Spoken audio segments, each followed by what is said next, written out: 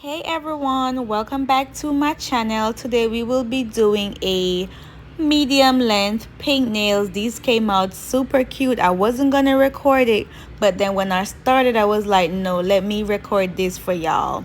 So I already prepped the nail because as I said before, I wasn't planning on recording. So I'm gonna start a little bit late at the gluing on of the tip. So as you know, when we're gluing the nail, we glue the nail at the tip, not in the middle, not halfway through. We gluing the nail at the tip of the natural nails.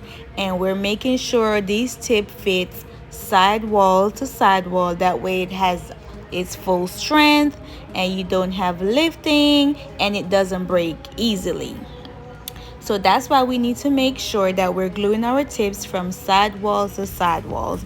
If the tip is too big, then you can come in with your hand file and shape the sides, or you can come in with the scissors and clip it, but just try not to get it too small because then you're gonna have breakage and you're gonna have lifting. So I'm using KDS nail glue and these tips are on my website. They are Coffin tips. They are very strong. They stick super fast. I highly recommend these tips. I'm gonna leave the link down below so you guys can go ahead and purchase. And you can use my code Chelsea10 to get 10% off. So now that we're done gluing on the tips, I'm gonna come in with my scissors, and as I said before, we're gonna be doing a medium length nails.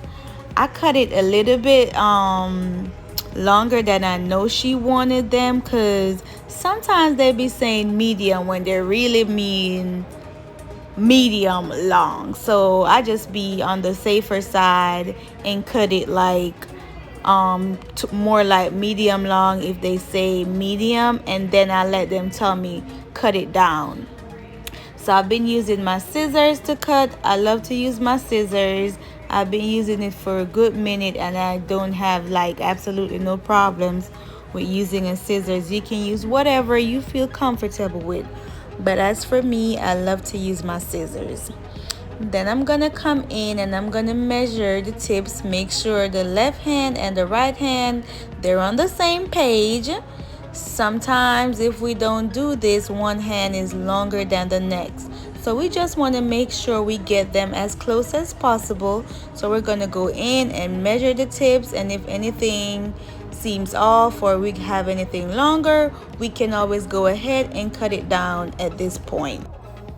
So since these tips are already coffin tips, we're not gonna do too much shaping. We're just gonna come in and crisp up the sides, bring them in a little bit more like a skinnier coffin, and then we're gonna start working. But we don't have too much filing to do, so we're not gonna waste too much time on shaping because we already have the coffin tips. And also I'm using my 100 grit hand files. These files are absolutely amazing, guys. The link is going to be in the description box. This is a game changer. The ride is so smooth. You know how you buy some hand files and the grit is like it's too coarse, like it cuts the client easily and stuff like this? No, that's not the case with these hand files. These hand files, they're coarse, but they get the job done and it's smooth. It's not rough. I don't know how to explain it. I absolutely love these files. So that's that. And when I'm shaping, I make sure that I do not stay on one side of the nail too long, because then you can make the nail crooked. You can overfile the nail and then one side of the nail is gonna be crooked or you're gonna overfile. So to avoid that, you want to make sure you just keep alternating just to make sure that the nail remains straight, because sometimes we are the ones that mess up the shape when we're filing it. The shape getting messed up can be either you glue the tip on crooked or you shaped it, and in the process of shaping it you made it crooked. So it can be one of two things. So just to be on the safe side, make sure you're paying attention to your sidewalls and making sure you're alternating and keeping that nail tip straight. Just look at it, like, don't take your eye off of it. Keep watching it. Keep watching every stroke you make. See how much you shaped it, and just try to keep track of that.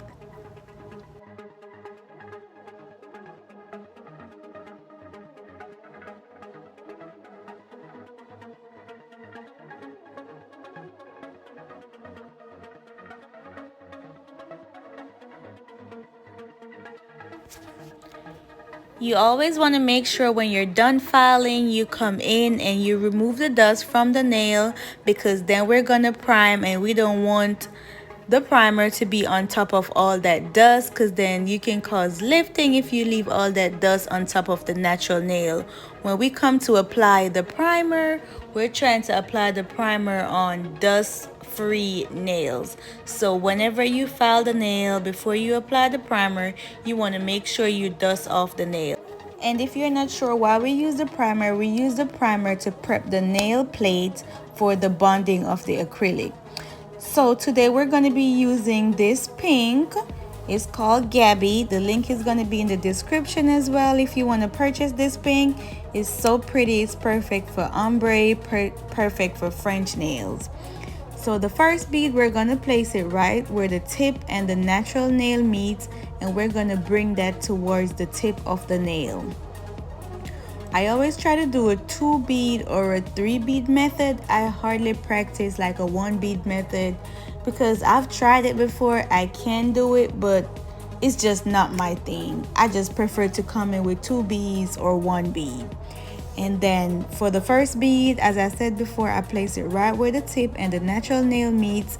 And also guys, when you're working with acrylic, if the acrylic that you're working with is good, you should not be overworking yourself. The acrylic will be doing all the work.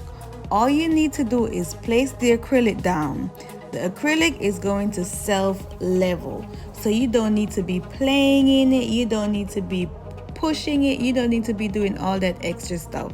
The acrylic is going to self-level, and then all you need to do is guide it and give it light strokes. That's all you need to do. So sometimes we're overthinking the nail and we're putting too much pressure on it, and because of that we're removing the product when we're not trying to remove the product. You pick up the amount of acrylic that you needed. So why are you stroking it so hard and removing all the product from the nail? So remember, when the acrylic is wet, it's like fresh, like when you just place it and it starts to run. Don't play in it. Just go on the sides and guide it and give it light taps. The moment you start playing it in it and dragging it too hard, you removing the product. This motion is so light and so gentle. All you're doing is guiding the acrylic and you're letting it self-level, because we're working with a good powder that's going to self-level. That's why it's very important for you guys to buy good powders, because this is going to be the game changer. If you buy acrylics that's chalky and streaky and takes forever and it's hard to mold, then you're going to overwork yourself. But if you have a good powder that's going to self-level, you do not have a lot of work to do. All you need is light feather motions and strokings and tapping. Very gentle. This process is very gentle. And then we're gonna just give it light feathers and make sure you're cleaning around the sidewalls and cleaning up your cuticles, because you do not want that acrylic to be all up in your cuticles, because then you're gonna have lifting and then it's gonna be harder when it's time for you to come in and drill. So you want to make sure when you're applying, you are thinking about your next step, which is shaping, and you want to try to keep your shape. That way when you get to the shaping, you don't have so much work to do. So just bear in mind. And guys, whenever you finish applying, if you see that like one spot is missing something, always feel free to go ahead and patch it out. Like, don't be shy. That's why you have the acrylic, that's why you have a brush. Just go back in and make sure your acrylic work is nice and smooth, because then you don't have to spend that much time in the end cleaning up. So like I said before, I placed my first bead right where the tip and the natural nail meets, and I let it flow. I let the acrylic flow, and I just guide the sides of it, make sure it's not running off. And also one more thing, when you're doing the acrylic, make sure you tilt the client finger down, because remember, that's where you want the product to flow. You want the product to flow to the tip, so you tilt the finger downward. That means when it flows, the acrylic will automatically flows to the top, to the tip of the nail, because that's how its face is face down, so it's gonna flow down. If you have the finger straight, it's a possibility that the acrylic is gonna flow off to the side. So just make sure that you tilt the client's fingers down, that way the acrylic will start running towards the tip of the nail. And like I said before, clean up your sides, make sure the acrylic is not on top of the skin, so we don't have lifting and we don't have so much work to do, because if that acrylic dried up in the side wall, you have to go in with the drill and you have to clean it out. So just make sure you're paying attention. And I also say, whenever you're picking up the acrylic, pick it up with a purpose. Don't just go in and pick up just about any bead. If you're picking up a bead for the tip, you're supposed to know how much acrylic you're going for. So if the nail is short, you know, okay, you're not gonna need so much product, so you come in with a smaller bead for the tip, and then you build your apex, and then you come in for the cuticle. Or if you're doing a 2 bead, you know, you do the tip and then you do the cuticle. But don't just go in and pick up any size bead. You're supposed to know, once you dip in that liquid and you look at your nail, you're supposed to know how big your bead is going to be.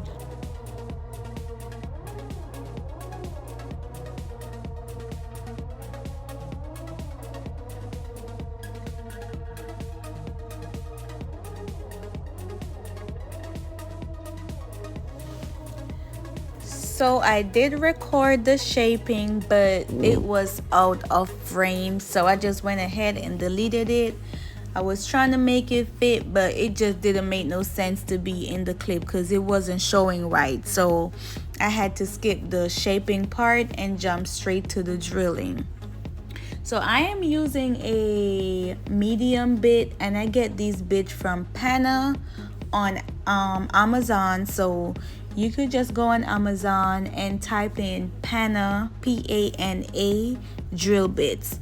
They have very good drill bits. I've been using their drill bits for a minute, and they're pretty decent. Like, I use their safety bit, and I use the ones that are not safety bits. So you can go ahead and check out their drill bits. I love it. I've been using them for a good minute, and they're not so expensive. They're really like reasonable, like they're affordable.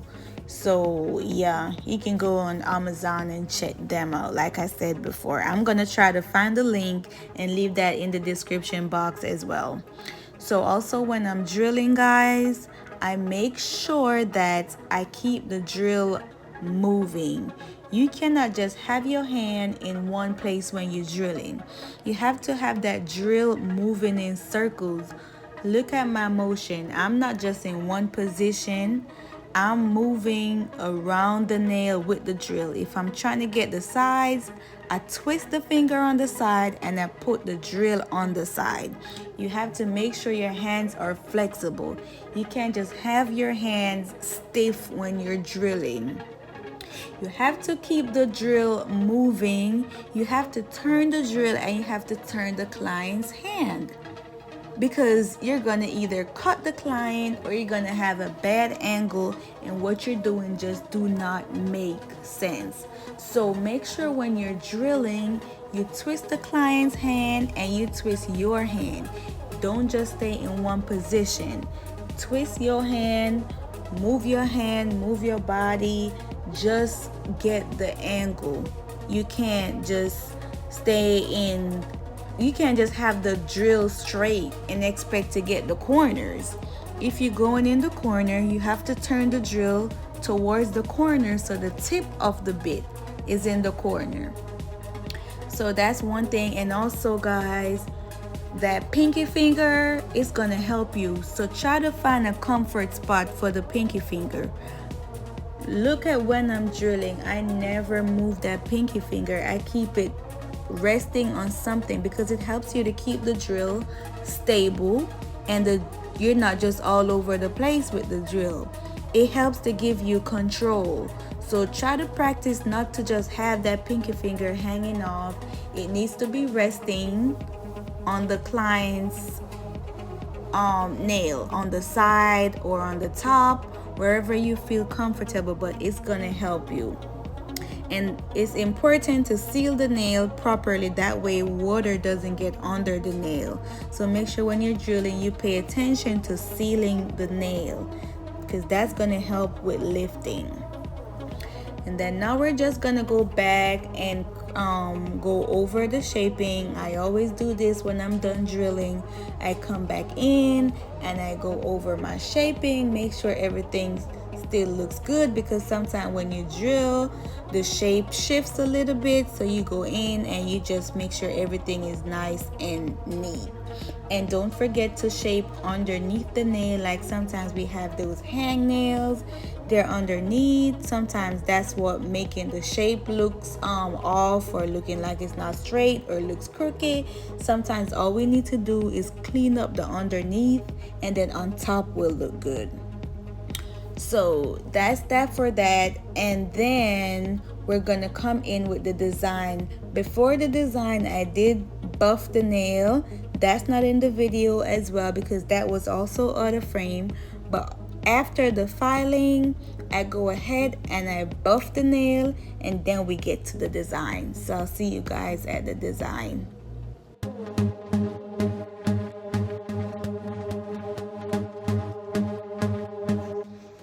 So for the design, we did decide to use 2 shades of pink and a soft white with silver. And we're just gonna go in and make some I'm gonna do a side line on the pinky finger, a French line with some swirls on the other fingers. So people always think, oh, you can do nail art so well and all that stuff, but you know, to do nails, or when you're getting started, you really don't need to know how to draw, or you don't have to be an artist to do it. No, none of that. Like when I started to do nails, I couldn't draw nothing to save my life, not one thing. And I just kept on practicing. I just approached different stuff, little stuff, try to do a French, try to do a sideline. So if you're in a situation where you want to do nails and you're already thinking, oh, but I can't do a design, that's the least of the problem. The design will come with time. Focus on the structure of the nail, focus on your acrylic that's the acrylic application, the structure, and focus on your prep work, focus on, you know, the shaping, little stuff like that, because the design that's just the icing on the cake. You need the foundation to be right. It's pretty to have the design and all that, but I think nothing beats a clean, simple set. So if you can get down like a nice, clean, simple set, and you have that, the design is just extra, really. So for the design, like, I never know how to draw before I started to do nails. I just started to draw on nails, and I just gradually like moved up. I started to do one thing, then I was like, let me try something else. Did it come out good at first? No, but I try again and I try again and I try again until it start looking decent. Then I'm like, okay, I'm getting somewhere. So nail art is all about practicing. Nail is all about practicing and patience and just believing in yourself and knowing that this is something you really want and it's going to work out one way or the other. So you're gonna put your head down and you're gonna put the work in, and just know that a few months down the road I'm gonna be so happy I didn't give up, because look where I'm at now. If you give up, you wouldn't know what could come out of your situation, or how far you would be. So if you love it, just keep pushing and keep practicing, because most nail technicians, trust me, they did not know how to draw on nails until they decided to start and take it serious, and then they start approaching simple stuff until they feel like they can do more, and then they try and it worked out. Some didn't work, but just know that I didn't know how to draw. I didn't know how to do a French. None of that stuff. All that stuff came with time, and just keep doing it over and over, and having clients that were understanding, and just being confident, and know that if I didn't get it right this time, there's gonna be another time, or I'm gonna try again and I'm gonna try to make it better. And that's all I took, and I ran with that. And with everything I do until this day, I just say, if I make a mistake, it's okay. Next, I'll do it again, and I'll make sure the next time I try to do it better, because that's all we can do. We can't beat ourselves up thinking we're the worst. It's just a part of the process. So I just wanted to take the time out to share that with you guys, because sometimes I have people coming to me to do nail classes, or they text me about nail classes, but then they're like, yeah, but I can't draw. Like, girl, drawing is the last thing. Like, if that's the problem, you don't have a problem, because that's going to come with time. Like, once you get your structure down, your prepping down, your shaping down, the design is that's just the extra touch to it. But what's the point of knowing how to do a design but you can't apply it? Your acrylic is bumpy and lumpy and looking horrible. Doesn't make no sense. So yes, don't let not being able to draw discourage you, because I couldn't draw a stick man to save my life before I started to do nails. So yes, keep pushing and keep going for it, because you got it. Once you got love for it, you got it. That's all you need, the love. So back to the nails.